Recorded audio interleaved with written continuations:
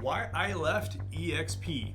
Hi, my name is Jason. I am the owner and founder of Turn the Key Real Estate. And if you have not already done so, please like, subscribe, and if there's any points throughout this, drop a comment below and I will absolutely reach out and answer any questions you might have. So let's get into it.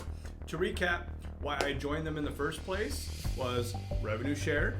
They were cutting edge. They had stock options, and they had the Icon Award. So let's get in, let's kind of unpack that, and we'll talk about why I left. Yes, they do have something called eXp World. However, it's clunky. There is 1,000 different ways to get the same answer. It's very cumbersome and not user-friendly. So yeah, it's cloud, but that also means there's not a lot of support with that, and you're kind of on your own to go figure it out. Now, of course, we're entrepreneurs. It's kind of what we do, right? We figure it out, but it's also nice when you're joining a brokerage and you're paying them $16,000 a year, that there's some kind of support for that. What are we getting for that, right?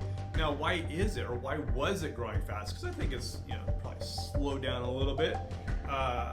It was growing fast, I personally believe, because when eXp grabs people and agents, they grab big teams, really, the Keller Williams, the Remaxes, people that have large teams, and say, hey, I'm not getting paid for my downline's production, why don't I move over there? And all of a sudden, boom, they grew by 100, they grew by 50, they grew by 500, whatever it was that entire team brought over. So of course they're gonna have exponential growth, and it's going to appear that way. Now, of course, also, when that team moves over and realizes, it's not really the same support structure or whatever, because the team owner is looking for the quick dollar and not giving the support to his team, those people leave and they go back to somebody else that may provide a better resource and more resources to add more value to them, and gives you a little bit of a bait and switch feel when you join for all of these reasons, and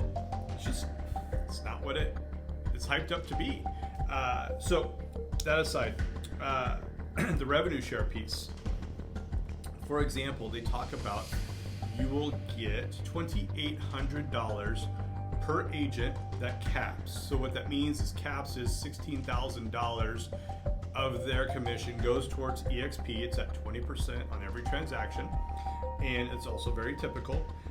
And so of that, you're going to get $2,800. However, as I was taught after I got in, that's a false number. That is a pie in the sky number in a perfect world if they are meeting all of their revenue numbers. Really, you're looking at about $2,000 that you're going to get. $2,000 still good, but it's not $2,800 that they promise you're going to get per agent. Also, if you're on a mega team, that number is cut. So you have a $4,000 cap instead of 16. That's cool, but that also means that all the people that you're bringing in, you're only going to get up to $700 in the perfect world. So what's that mean? You're really going to get about $300 per agent that you're bringing in after you help them, you do all of that.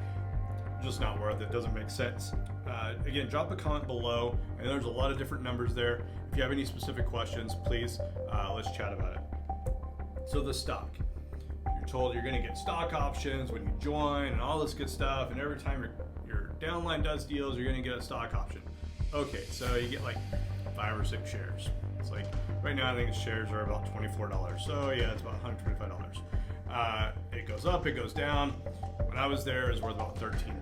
So it's gone up, but it's $9 difference.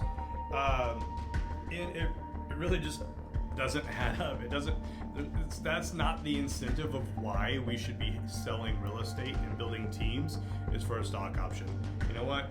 I'll keep my $20. I'll go invest it somewhere else, and I'll get a better return than what I was getting there. The Icon is an incentive because what they tell you is, hey, yes, you'll be at a $16,000 cap, and if you hit Icon, you're going to get all that back in stock options. Not true.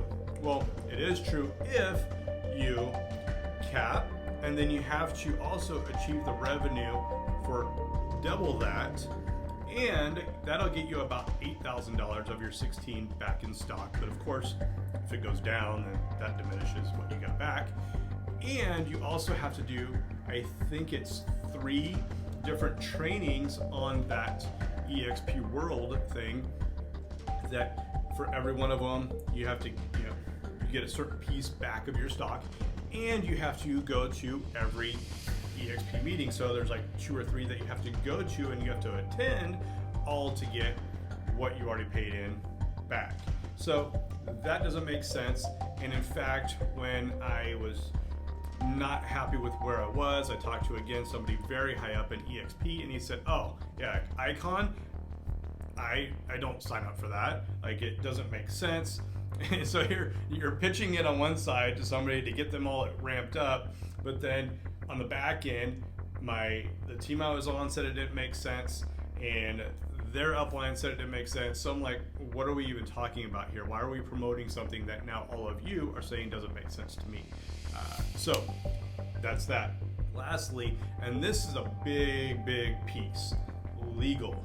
So towards the end of my tenure with eXp, there was a legal issue, and I had a buyer that after we closed, after they moved in, all of a sudden there was a random tag found on the furnace, and it said, do not operate, could cause harm to life, and all these things. And so they wanted their furnace replaced.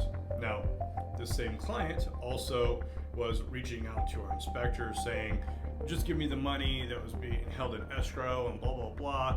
You can't do that. It's not how it works. So the same client reached out to the seller's agent and said, I want you guys to pay for a brand new furnace. Well, they didn't want to be held liable, so they reached out to eXp, broker to broker, and said, hey, we'll split $3,000. You guys take on $3,000, and let's get the inspector to take on $1,500. She can get a whole new furnace. The inspector had done his inspections correctly and said, absolutely not. I'm not gonna participate at $1,500. So we're left with $6,000. So the seller side took care of $3,000, and when I talked to eXp, they said, yeah, we'll take care of $3,000.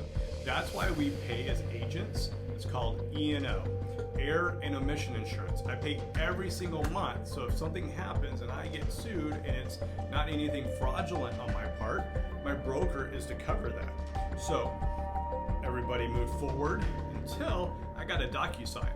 And it didn't say eXp was covering the $3,000. It said eXp was covering $1,500, and Jason Flory was going to cover $1,500. And I said, absolutely not. I pay you to cover this stuff. And so, since I refused to do so, they said, okay, we're going to rewrite it. Well, you can't, because in the future, if they were to get sued again, if I was to get sued, they'd still have to cover me. So, what did they decide to do? I got brought into the office and was told, hey, if you don't write a check for this for $1,500, we're gonna have to separate from you. So I paid E&O insurance, and then when it came time to pony up on eXp's, they said, we'll just go ahead and terminate you as an agent on eXp. So that was really the final straw, really why I left. They're not there to support you, and I was on a mega team. There was 100+ agents, so they had connections that your average agent wouldn't have, and still, that was their choice. So those are the reasons why I left. I know it's a lot. Well, it's a lot of reasons to not be with eXp, I guess. But that's that. If you have any questions at all, feel free, again, drop them below. If you haven't already, like and subscribe. Share this with somebody maybe that is thinking about joining eXp, so at least they know some potential pitfalls before they do so. Thank you again. Have a great day.